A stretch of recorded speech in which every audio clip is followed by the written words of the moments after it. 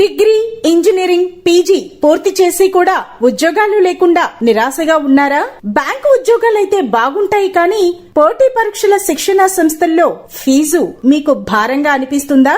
అయితే ఆలస్యం ఎందుకు? మన వెనిగండ్ల ప్రక్కనే ఉన్న కౌండిన్యపురంలోని కౌండిన్య ఐఏఎస్ అకాడమీలో హైదరాబాద్ నుండి అత్యున్నతమైన ఫ్యాకల్టీతో ఆర్థిక భారం మోయలేని వారికి సేవాభావంతో లాభాపేక్ష లేకుండా కేవలం మంచి ఫ్యాకల్టీతో అతి తక్కువ ఫీజుతో నిర్వహించబడుతున్న మన ఐఏఎస్ అకాడమీలో చేరండి, చేర్పించండి, ఉద్యోగం సాధించండి. వివరాలకు doctor EV Narayana, retired principal, TGPS college, Guntur, founder and chairman cum managing trustee, Guntur, Andhra Pradesh. Cell number 9966112933.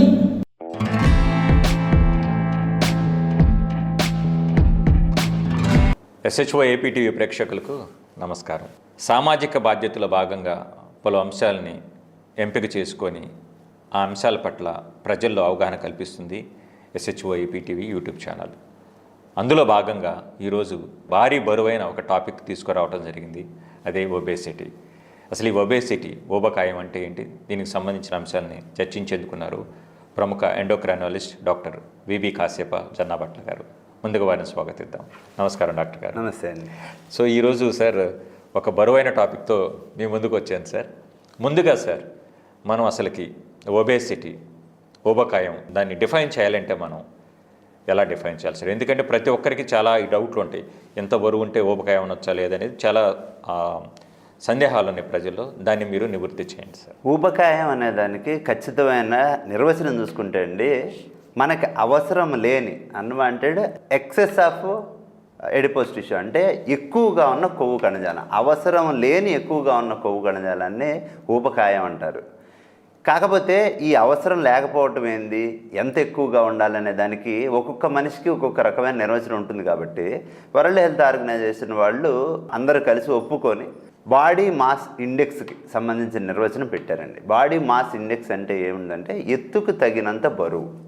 ఎంత బరువు ఉండాలి అంటే ఒక బరువుని ఎత్తుతో భాగిస్తే మీటర్లలో ఎంతైతే వస్తుందో దాన్ని BMI అంటారు. ఇది ముఖ్యంగా బరువు ఎంత ఉండాలి అనేది చెప్పేటట్టుగా ఒక కట్ ఆఫ్స్, ఒక లిస్ట్ ఇచ్చారు. ఈ లిస్ట్ ప్రకారం ఏమవుతుందంటే 18.5 కన్నా తక్కువగా ఉన్న వాళ్ళు ఉండవలసిన వెయిట్ కన్నా తక్కువగా ఉన్నట్టు, 25 కన్నా 18.5 నుంచి 25 దాకా ఉండవలసిన వాళ్ళేమో నార్మల్ వెయిట్ ఉన్నట్టు, 25కి పైన ఓవర్ వెయిట్, 30కి పైన ఒబేసిటీ అని చెప్పేసి, అంటే ఒబేసిటీ అనేదాన్ని ఒక వ్యాధిగా గుర్తించి ఆ ఒబేసిటీకి ఒక 30 అనే నెంబర్ ఇచ్చారండి. ఆ తర్వాత కొంతకాలం అయిన తర్వాత ఏం జరిగిందంటే, ఇండియాలో ఇలాంటి ఆసియన్ పసిఫిక్ కంట్రీస్లో ఏవైతే కంట్రీస్లో ఉన్నాయో ఈ అనేక లక్షల మంది మీద ఈ టెస్టులు చేసినప్పుడు, ఒక 10 సంవత్సరాలు 15 సంవత్సరాలు వాడిని ఫాలో అయినప్పుడు, ఇప్పుడు మనం చెప్పిన 25-30 కన్నా తక్కువ బరువు దగ్గరే, BMI దగ్గరే వాళ్ళకి ఏమవుతున్నదంటే ఒబేసిటీకి సంబంధించిన, ఓవర్ వెయిట్కి సంబంధించిన ఇబ్బందులు రావటం మొదలుపెట్టినాయి. అందుకని చెప్పేసి ఆసియా పసిఫిక్ రీజియన్లో ఉన్న వాళ్ళకి అవసరమని చెప్పి ఈ నెంబర్లన్నీ కొద్దిగా తగ్గించారు. మిగతా ప్రపంచానికి ఇందాక చెప్పిన నెంబర్లు అయితే మన దగ్గర వచ్చేసరికి 18.5 నుంచి 23 దాకే నార్మల్ వెయిట్, 23 నుంచి 25 దాకా కూడా ఓవర్ వెయిట్, 25 పైనంతా కూడా ఒబేసిటీ అని దాన్ని నిర్వచించుకున్నారు కొత్తగా. సార్, మీరు ఇప్పుడు ఒబేసిటీని చక్కగా నిర్వచించారు. ఈ నిర్వచనం అనేది మీరు ఇచ్చింది అన్ని విధాల సరైనదేనని మీరు భావిస్తున్నారా సార్? ఈ ప్రశ్న అందరూ ఎండోక్రైనాలజిస్టులకి, మొత్తం ప్రపంచంలో ఉన్న వాళ్ళందరికీ వచ్చిందండి. కాకపోతే అక్కడ ముఖ్యమైన నిర్వచనం పెట్టడానికి ఇది ఏంటంటే ఏదో ఒకటి ఉండాలి కాబట్టి పెట్టడం అనమాట. ఇలాంటప్పుడు మనం ఆలోచించాల్సింది, ఎందుకు ఈ ఇబ్బంది ఎక్కువ అవ్వడానికి అవకాశం ఉంది, ఈ నిర్వచనం మీదే మనం కనుక బేస్ అయ్యామంటే ఇది మనకు ఎందుకు సరిపోదు అనడానికి.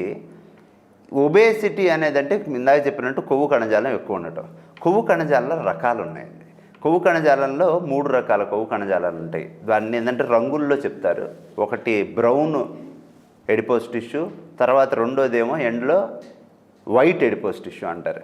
ఈ బ్రౌన్ ఎడిపోస్ టిష్యూకి వైట్ ఎడిపోస్ టిష్యూకి మధ్యలో బీజ్ ఎడిపోస్ టిష్యూ అంటారు. అంటే ఈ బ్రౌన్ ఎడిపోస్ టిష్యూ అంటే ఏంది అంటే ఇది ముఖ్యంగా చిన్న పిల్లల్లో ఎక్కువగా ఉంటుంది, అప్పుడే పుట్టిన పిల్లల్లో వాళ్ళలో అనమాట. ఈ ఎడిపోస్ టిష్యూ అనేది కొవ్వుని కరిగించి ఉష్ణాన్ని విడుదల చేస్తుంది.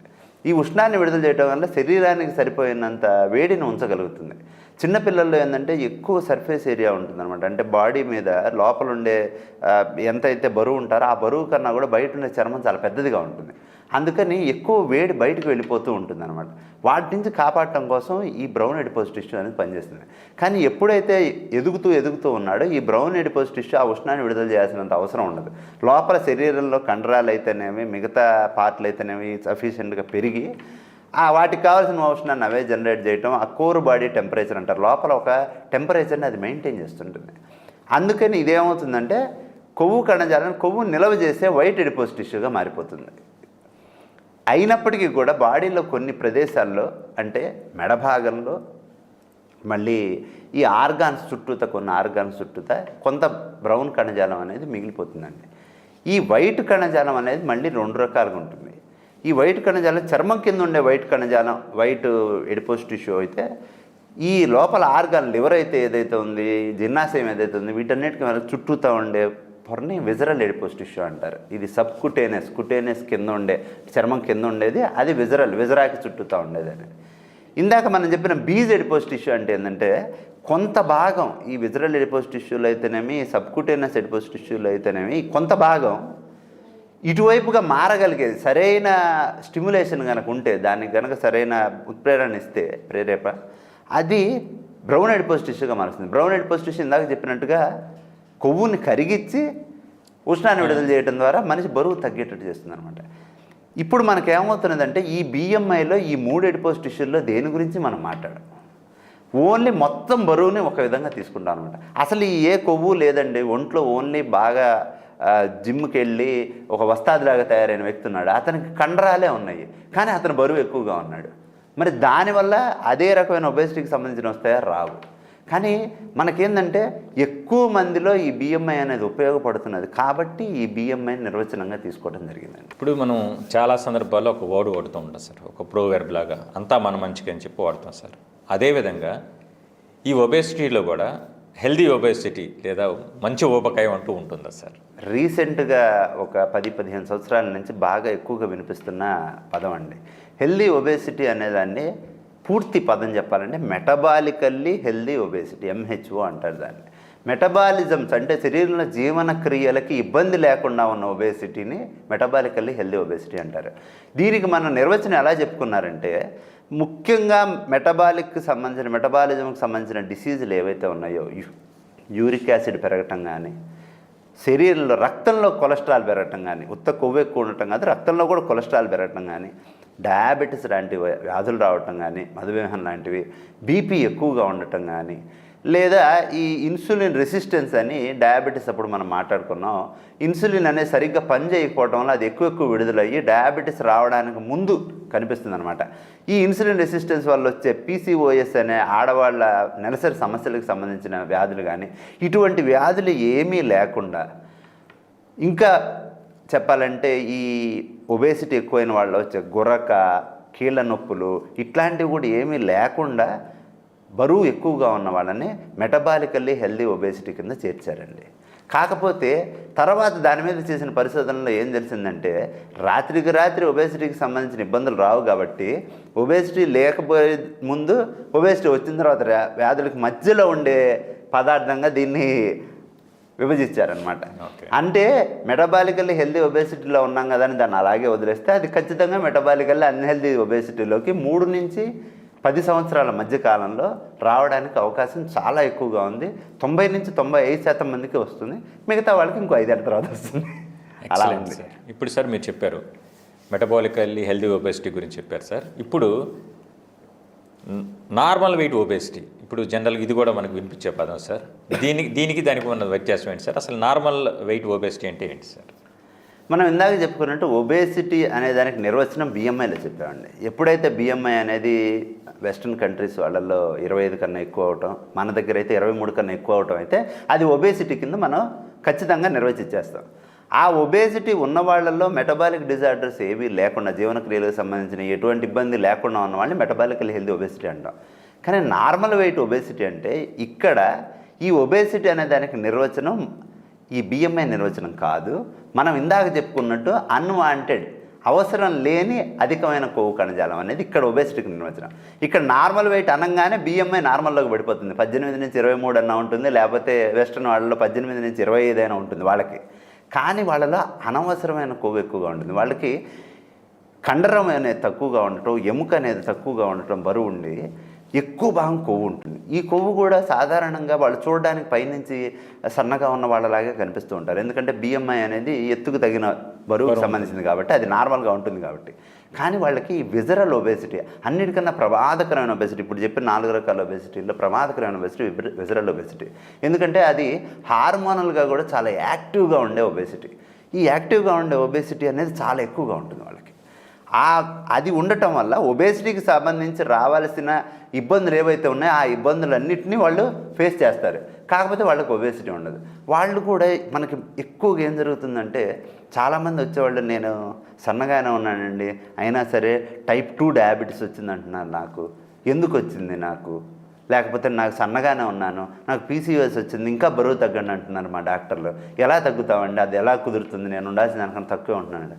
అమ్మ, ఇక్కడ తగ్గించుకోవాల్సిన విషయం అనేది బరువు ఖచ్చితంగా మొత్తం బరువు తగ్గటం కాదు. అక్కడ ఏదైతే కొవ్వు కణజాలం ఉందో పర్టికులర్గా ఆ కొవ్వుని తగ్గిస్తూ మనలో ఉండే కండరాల యొక్క మజిల్ స్ట్రెంగ్త్ అనేది పెంచుకుంటూ ఉండాలని నేను చెప్తూ ఉంటాను.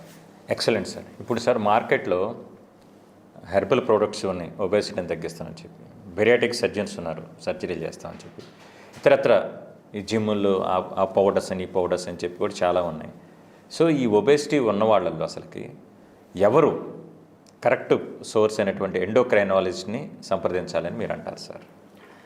ఒబేసిటీ అనే దానికి కారణాలు తెలుసుకోవాలండి. ఈ విషయం తెలుసుకోవడానికి ముఖ్యంగా ముందు 80 నుంచి 85% ఆఫ్ ఒబేసిటీ అనేది మనం కావాల్సిన అవసరమైన దానికన్నా, శరీరం ఖర్చు చేయగలిగిన దానికన్నా ఎక్కువ ఆహార పదార్థం అనేది శరీరంలోకి తీసుకోవటం వల్ల వస్తుందండి 80 నుంచి 85%.